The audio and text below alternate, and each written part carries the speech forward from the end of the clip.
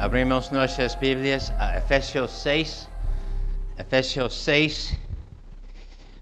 Si alguien dice, Pastor, tú escogiste el libro de Efesios solo para poder Efesios 6, 10 a 20, voy a decir, quizás es la verdad.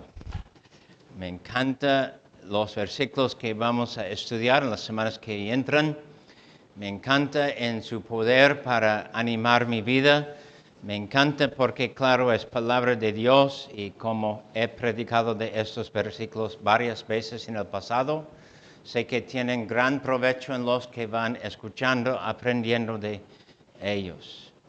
Y claro, cuando pensamos en leer, debemos pensar que aquí es Pablo, aquí en una cárcel, quizás la última vez de hablar con sus amigos conocidos de Éfeso, donde predicaba, entre ellos más que 2 años, y tenemos que guardar esa verdad, que así fue Pablo, bien pegado con ellos y bien fuerte en su amistad con ellos. Entonces, 10 a 20, Efesios 6, por lo demás, hermanos míos, fortaleceos en el Señor y en el poder de su fuerza. Vestíos de toda la armadura de Dios para que podáis estar firmes contra las acechanzas del diablo. Porque no tenemos lucha contra sangre y carne, sino contra principados, contra potestades, contra los gobernadores de las tinieblas de este siglo, contra huestes espirituales de maldad en las regiones celestes. Por tanto, tomad toda la armadura de Dios para que podáis resistir en el día malo y habiendo acabado todo, estar firmes. Estad pues firmes, ceñidos vuestros lomos con la verdad y vestidos con la coraza de justicia y calzados los pies con el apresto del evangelio de la paz. Sobre todo tomar el escudo de la fe con que podáis apagar todos los dardos del fuego del maligno. Y tomar el yelmo de la salvación y la espada del Espíritu, que es la palabra de Dios, orando en todo tiempo con toda oración y súplica en el Espíritu, y velando en ello con toda perseverancia y súplica por todos los santos. Y por mí, a fin de que al abrir mi boca, me sea dada palabra para dar a conocer con denuedo el misterio del Evangelio, por el cual soy embajador en cadenas, que con denuedo hable de él, como debo hablar. Amén. Cuando estudiamos la vida de Pablo, tenemos información que sirve acerca de su vida. Aunque sabemos que fue estudiante de un fariseo bien importante y conocido en los libros de historia y también mencionado en la Biblia, su fama fue más allá, porque el Señor tomó una persona que fue culpable de sangre, una persona persiguiendo a la iglesia de Cristo, una persona que fue bien conocida como persona de rabia y de enojo contra los que creían en Cristo Jesús. Y de esa persona Dios hizo apóstol. El oficio más fuerte en todos los oficios, podemos decir, no es rey, no es sacerdote, no es profeta, es persona que podía ver y testificar de haber visto la resurrección de Cristo Jesús. Altísimo fue el llamamiento de Pablo. Sorpresa para él ser llamado apóstol. Y algo más que conocemos de Pablo, fue persona de poca estatura, no muy alto. Y nosotros sabemos que hoy, igual como hace siglos, el mundo es cruel con los que no tienen estatura. El mundo desprecia, el mundo pone un cielo de vidrio que es imposible para los chaparritos romper, luego menosprecia su poder, su conocimiento o que sea. Nada de esto obviamente es justo. Y luego sabemos algo también. Pablo de todos menciona sus sufrimientos, enfermedades, persecuciones, dificultades, naufragado, encarcelado varias veces, y casi muerto, y golpeado de tal forma que casi murió varias veces. No puedo imaginar sus cicatrices, o andar cojo, o andar con dificultad, o tener algo constante de peligro de salud por causa de lo que sufrió. Y además de todo esto, él nos da sugerencia de haber tenido una enfermedad de ojos. No sabemos exactamente qué fue, pero la historia nos dice que en el primer siglo había una epidemia de una enfermedad de ojos. Y no recuerdo el nombre de esa enfermedad, sino que causó los ojos tener lágrimas de pus. Y fue tan horrible para los que tuvieron esta enfermedad que médicos inventaron un aparato mantener los ojos abiertos así. No pudieron parpadear, no pudieron cerrar los ojos por muchas horas.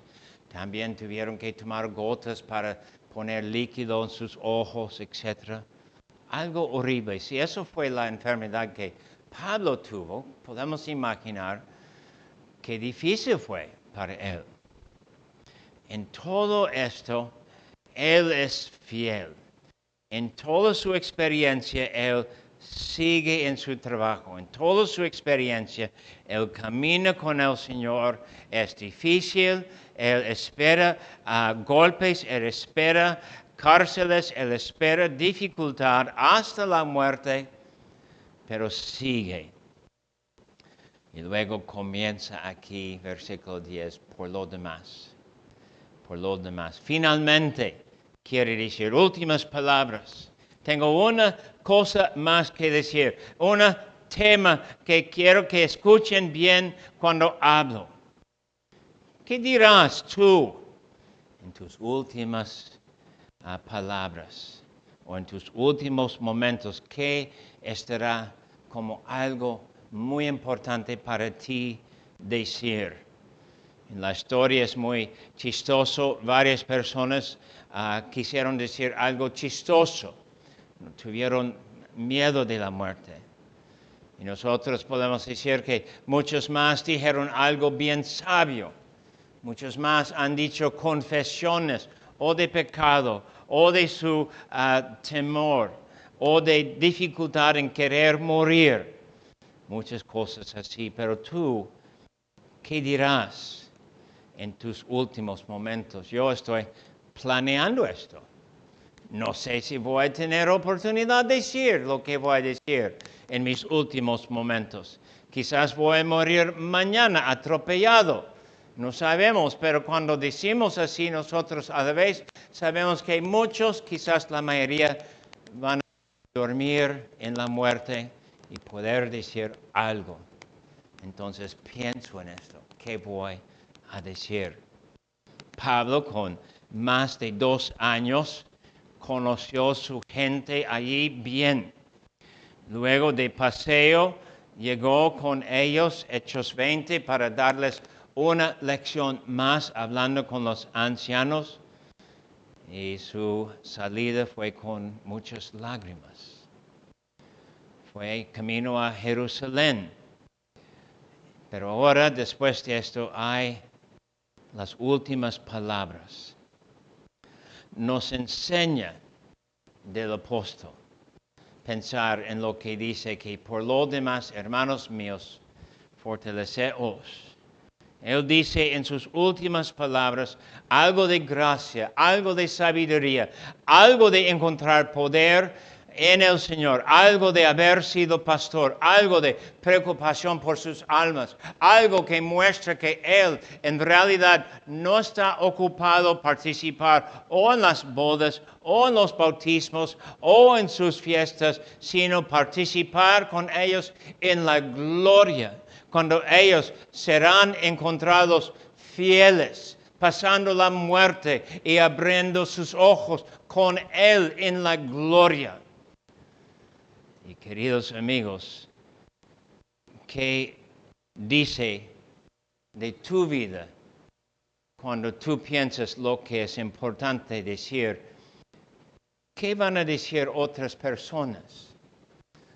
Es por eso que a veces a mí me encanta, no deben estar confundidos, me encanta decir lo que quizás para ti es un golpe.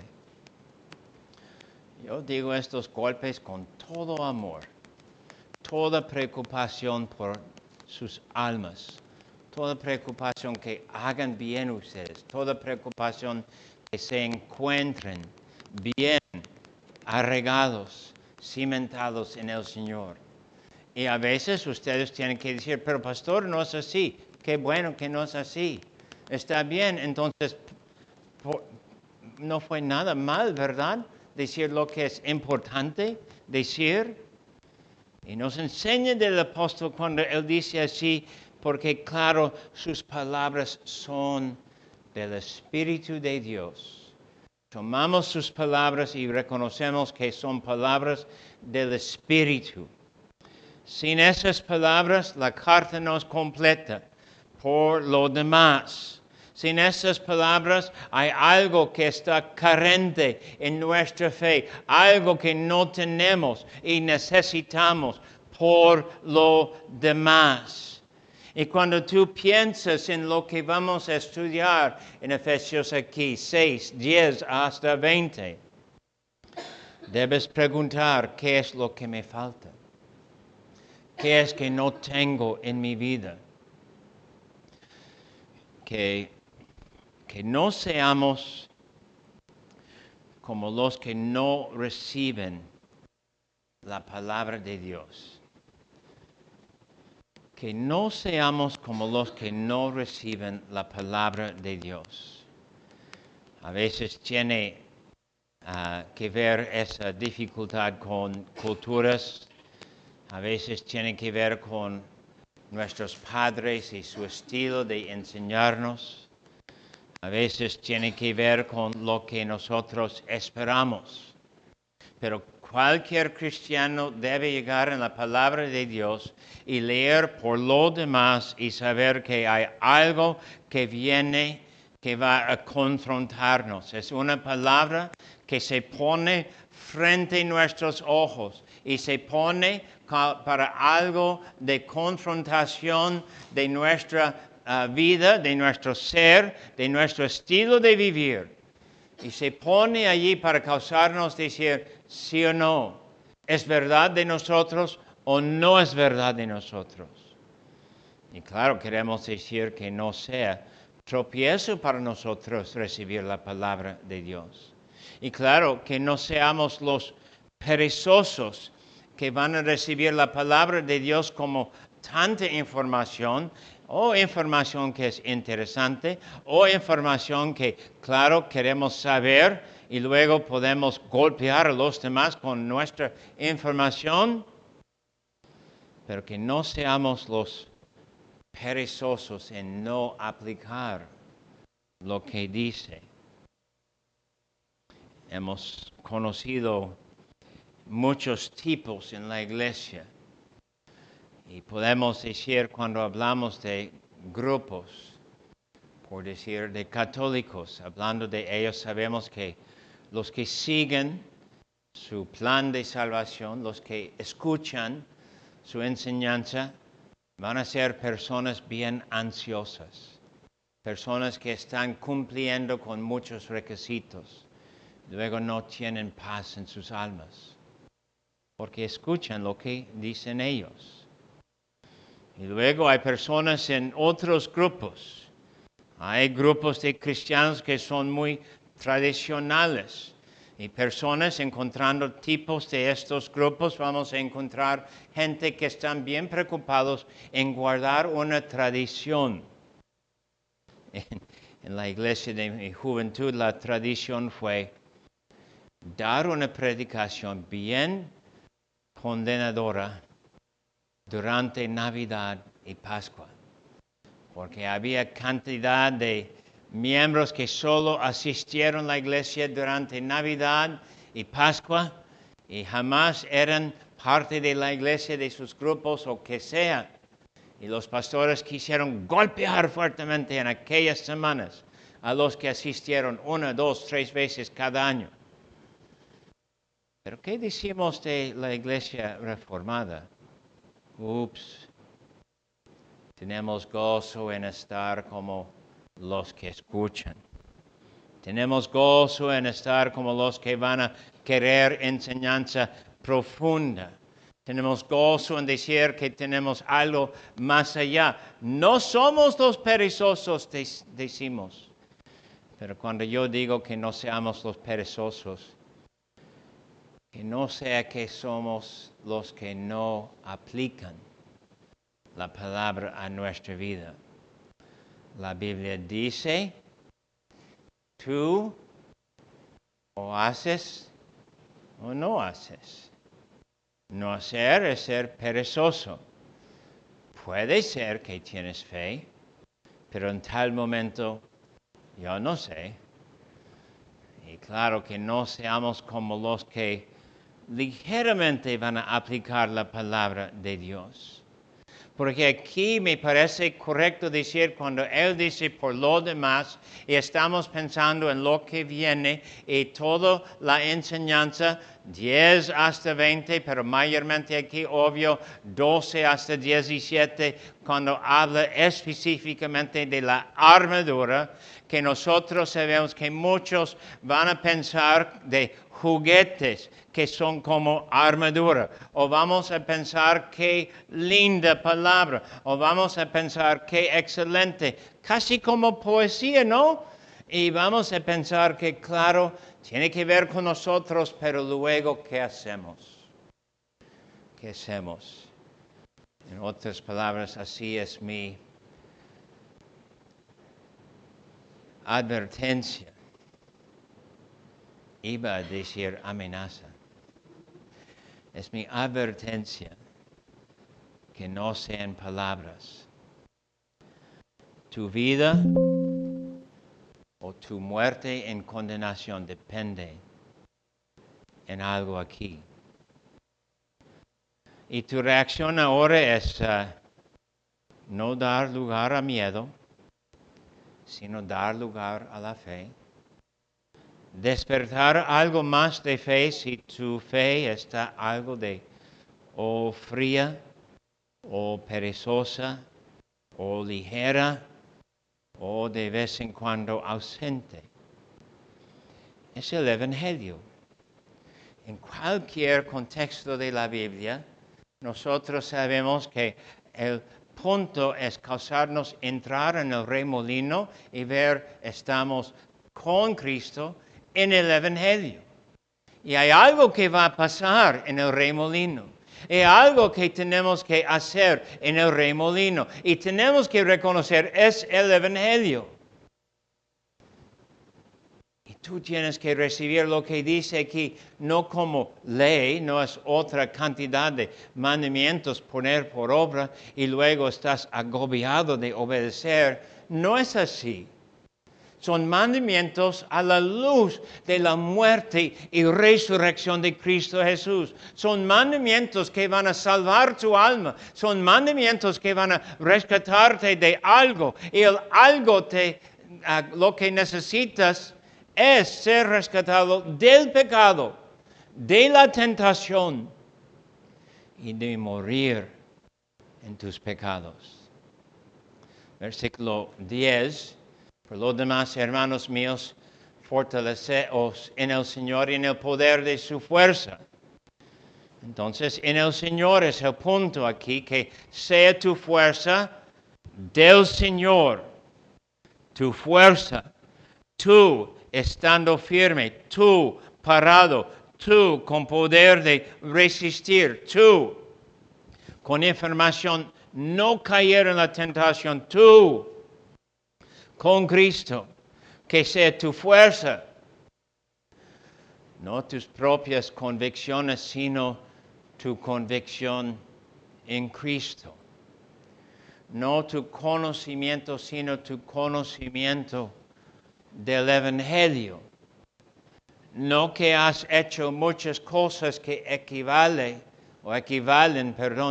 a religión, sino lo que has hecho en llegar a la cruz y has encontrado en Cristo paz con Dios y sabes que su muerte fue para tus pecados, que Cristo voluntariamente, Cristo con poder, Cristo con amor murió por lo que tú hiciste en tu desobediencia, en tu persona pervertida, en tu gozo, regocijar en tu placer. Cristo murió por tus pecados. Es poder en el Señor. Y cuando decimos esto, fortaleceos en el Señor, obviamente es un mandamiento. ¿Cómo vas a encontrar fuerza en el Señor? Pues de lo que sé hay una sola manera. Es orar. Orar. No oras tener la fuerza del Señor, hay problema. Y luego tienes que descubrir qué es el problema, por qué no estoy orando tener la fuerza del Señor, porque no estoy convencido que necesito algo que no tengo, que el Señor tiene, que es fuerza, y que sea mía esta fuerza en el Señor. Y la respuesta comúnmente es falta de fe. No creo. Yo pienso que estoy bien, yo pienso que puedo manejar mis tentaciones, yo pienso que no voy a rendirme, yo pienso que todos los demás se rinden, ¿por qué no puedo rendir yo? Eso es falta de fe, todo esto es falta de fe. Cada momento cuando tú rindes frente a tu tentación, estás diciendo, no tengo fe. Y también sabemos por historias, sabemos por las lecciones en la iglesia, sabemos por mucho testimonio que personas están esperando que el Señor debe hacer algo. Están esperando algo y tiene que pasar en su alrededor y tiene que pasar a ellos y están esperando que venga algo inusual o algo así. Y no pueden definir, pero como no viene, están pensando el Señor no da fuerza. Pero el punto es decir que, claro, no viene por tu falta de fe. No tienes, dice Santiago, porque no pides. Pides y luego no recibes porque pides de mala onda para que puedas gastar por tu propio malo deseo. Orar tiene que ver con fe. Si estoy orando es porque creo que alguien viene. Si estoy orando es porque tengo información que me dice, Señor, mi Dios, en su poder, tiene poder, el poder que necesito yo, y necesito pedir, y necesito perseguir que tenga tal fuerza del Señor y que no sea mi fuerza y que no sea momentaria la fuerza, sino que sigue en mí con el Señor. Entonces tú necesitas orar. Comúnmente algo pasa conmigo cuando predico así. Yo soy creyente. Soy bajo la palabra. Soy seguidor de Cristo Jesús. Y predico así y pronto voy a tener tentación. Y voy a ver que mi fe no está como debe de estar. O mi fe es débil. O mi vida falta la oración como debe de tener. Y yo digo a ustedes porque es igual con ustedes. Ustedes necesitan saber. Estamos informados. Mañana si tienen una caída, deben decir, ups, exactamente como el pastor dice, por falta de orar no tengo el poder del Señor conmigo. ¿Y qué será la primera cosa de hacer? Buscar su fuerza de nuevo. Cuando dice versículo 10, fortaleceos en el Señor en el poder de su fuerza. Decimos que es dos maneras de decir una sola cosa. Y queremos guardar que el mandamiento tiene que ver con buscar fuerza, poder en el Señor y no nuestra fuerza. Y si es tu fuerza, estamos mal. Deben abrir a Juan 16. Juan capítulo 16. Y el versículo 33. Me pregunto cuándo sabemos cuando Cristo estaba suspirando y cuándo estaba gritando. No sabemos. No importa en un sentido. Aquí sabemos que está hablando por el Espíritu y está hablando las palabras que el Padre suyo quiso dar a nosotros y dice, 16, versículo 33, estas cosas os he hablado para que en mí tengáis paz. En el mundo tendréis aflicción, pero confiad. Este de confiar es forma imperativa, quiere decir es mandamiento. Tú estás mandado confiar. Pero confiad, yo he vencido al mundo. Y luego, primera carta de Juan, casi en el último de la Biblia, primer de Juan, capítulo, debo checar mis notas, 5, versículos 4 y 5, primer de Juan 5, 4 y 5, porque todo lo que es nacido de Dios vence al mundo. Y esta es la victoria que ha vencido al mundo, nuestra fe. ¿Quién es el que vence al mundo sino el que cree que Jesús es el Hijo de Dios? Y queridos amigos, no es por lo que tenemos en nosotros, no es porque hemos estado bajo mucha instrucción, es por fe. Y una palabra más que quiero que vean con sus propios ojos. Lucas 12. Lucas 12 y versículo 32.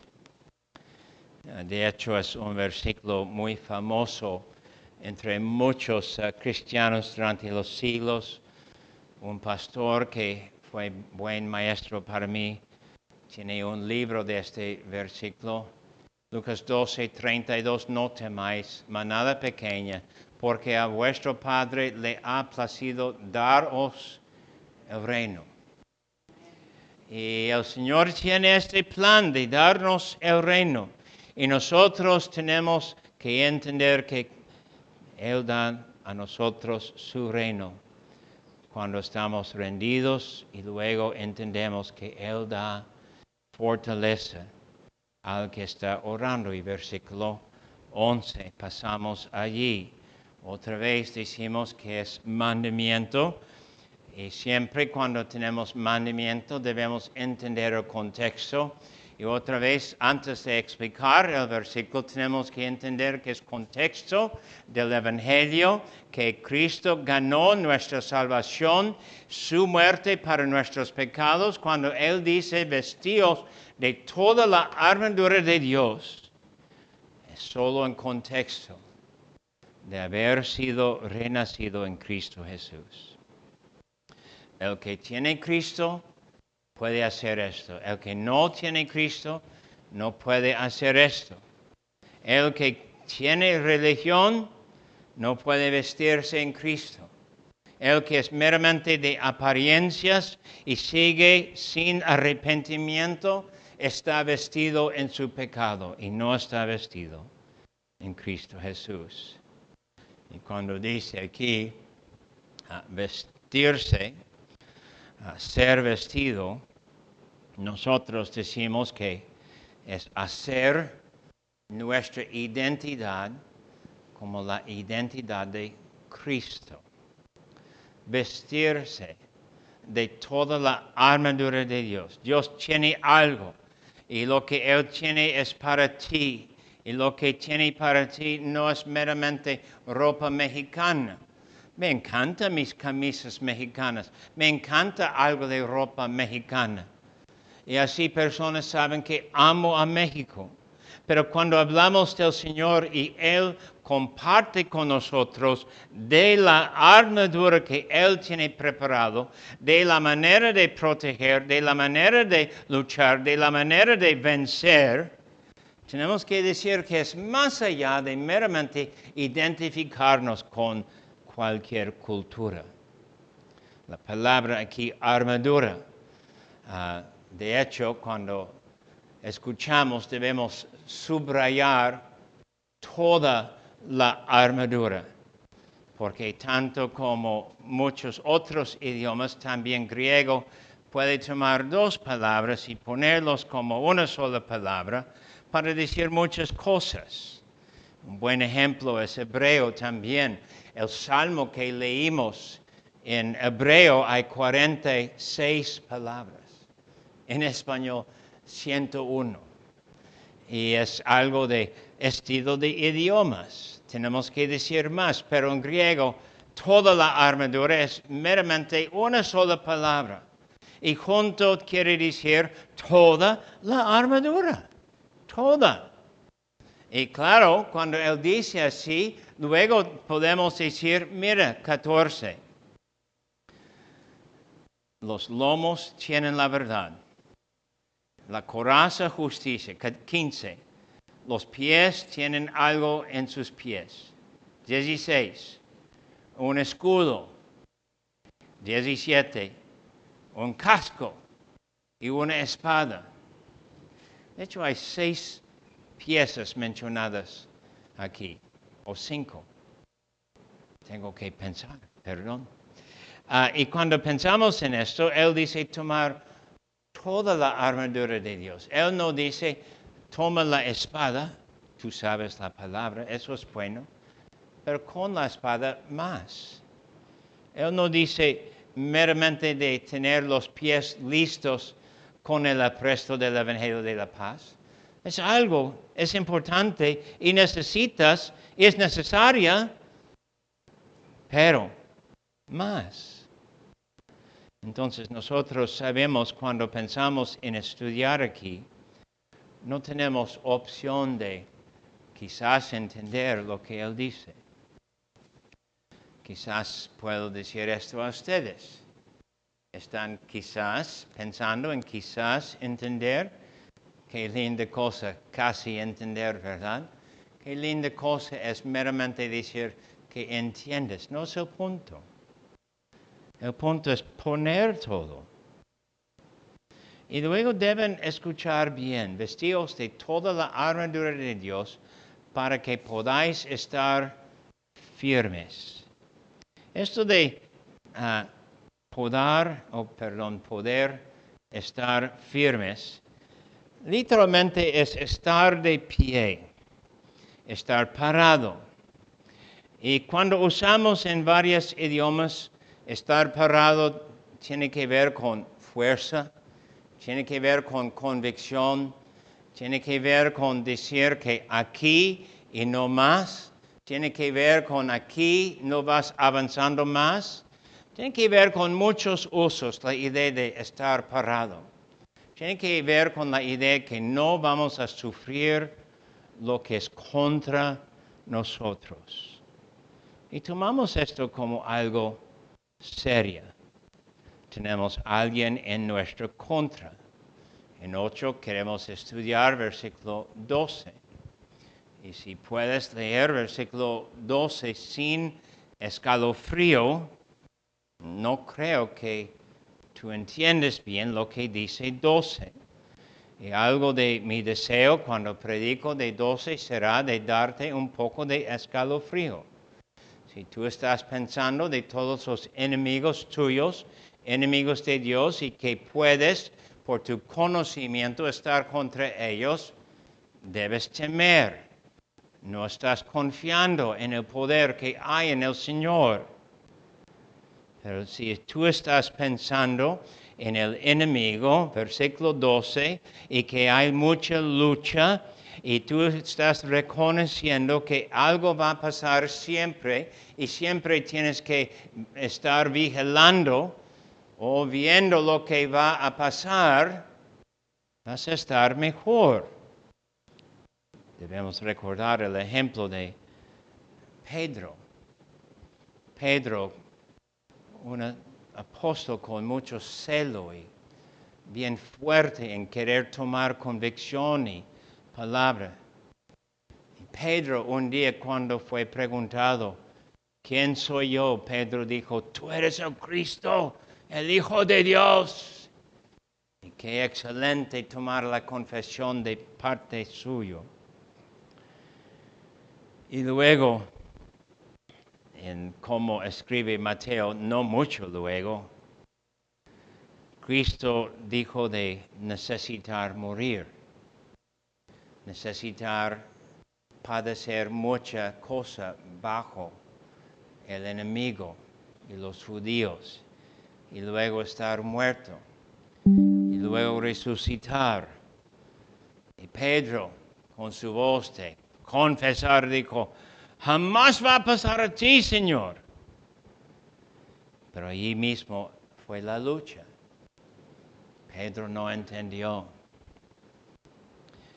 Pedro dijo y luego Jesús le daba respuesta. Vete de mí, Satanás. Pedro no reconoció que en aquel momento hizo argumento contra el Evangelio, contra el propósito de Dios, contra lo que Cristo gana en su muerte. Y no entendía que en aquel momento su celo fue una lucha espiritual y su tentación estar firme en querer estar como soldado de Cristo, protegiendo a Cristo contra la muerte, fue meramente caer en el lazo o la tentación del diablo. Y eso es lo que versículo 11 nos enseña. Vestíos de toda la armadura de Dios para que podáis estar firmes contra las acechanzas del diablo. Nosotros reconocemos que hay algo muy sencillo. La palabra acechanza en griego es metodía. Tenemos una metodología, tenemos un plan, un diseño. Tenemos pasos que tenemos que tomar. Es nuestro método de cumplir algo en nuestra vida. Y aquí acechanza es traducción de metodía del diablo. Él tiene plan, él tiene conocimiento, él tiene habilidad, él puede ver alrededor de nosotros, él puede ver lo que viene, tú no puedes ver lo que viene. Y él tiene sus planes, y con sus planes y con su conocimiento, él llega para golpear, destruir. Y no está jugando. Y él no toma a sus niños ligeramente, y él no piensa que voy a estar bien suave con esta persona porque es nuevo cristiano. Las metodías, las acechanzas del diablo son para tumbar, matar, destruir. No son suaves como argumentos que nos da permiso a ser personas ligeras en cuanto al Evangelio. Él quiere destruir la verdad. Él quiere causarte estar confirmado en tu pecado. Él quiere causarte pensar que tu pecado es nada. Y como se acaba pronto y puedes terminar con tu pecado en cualquier momento, es nada. Acechanzas, mentiras.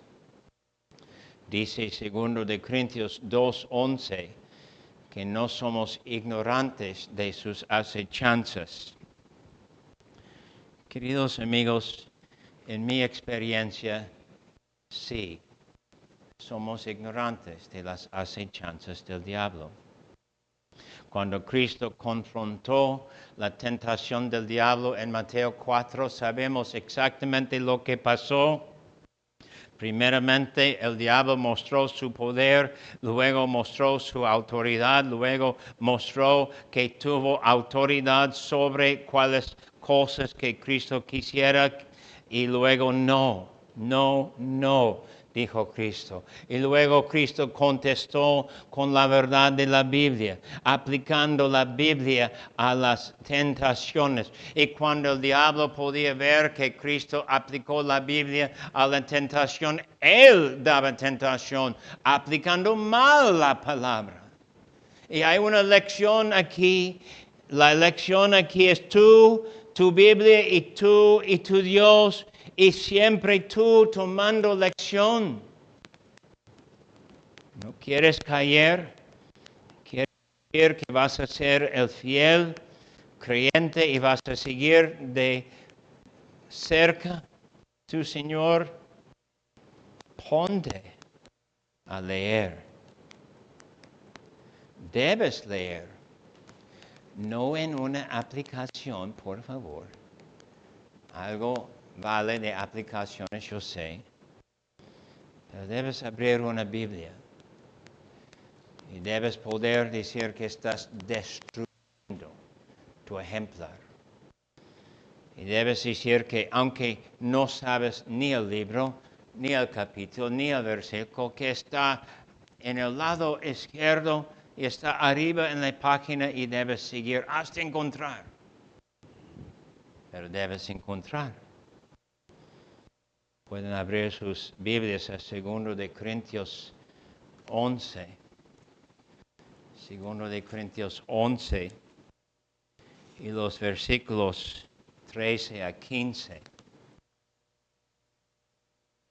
Y tú necesitas abrir tu Biblia, versículo 13, 2 de Corintios 11, 13, porque estos son falsos apóstoles, obreros fraudulentos que se disfrazan como apóstoles de Cristo. Y no es maravilla, porque el mismo Satanás se disfraza como ángel de luz. Así que no es extraño si también sus ministros se disfracen como ministros de justicia, cuyo fin será conforme a sus obras. Entonces, si son esas personas, tú necesitas confirmar la enseñanza y no ser conmovido cuando alguien pone una cita frente de ti. En Génesis 3, la acechanza del diablo fue mentiras. En muchos otros contextos fue mentiras. En otros contextos fue deseo. En otros contextos fue torcer el deseo. En otros contextos fue el diablo mismo disfrazado como ser humano, destruyendo tu fe. Queridos amigos, me parece bien importante decir que lo que vamos a estudiar, Efesios 6, la armadura de Dios, no tiene que ver con opciones para ti. Si es opción, puedes decidir tú si vas a escuchar sí o no. pero si no es opción, no vas a sobrevivir sin la armadura de Dios. A veces el Señor escoge personas como Pablo, con su problema, con su timidez, con su estatura, con su enfermedad y con todo su sufrimiento. A veces el Señor escoge personas y manda a estas personas servir muchos años y solo tienen la promesa de Dios. El año fue 800 y el hombre fue echado en la cárcel. El Señor dio a este hombre sabiduría más allá. Y con sabiduría en la palabra podía mostrar la maldad de la Iglesia Católica.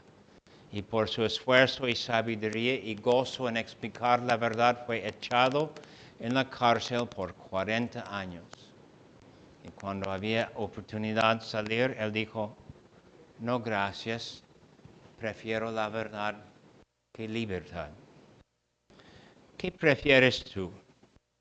Ojalá que no sea de acuerdo con tu naturaleza pecaminosa, sino de querer la verdad en Cristo Jesús. Amén.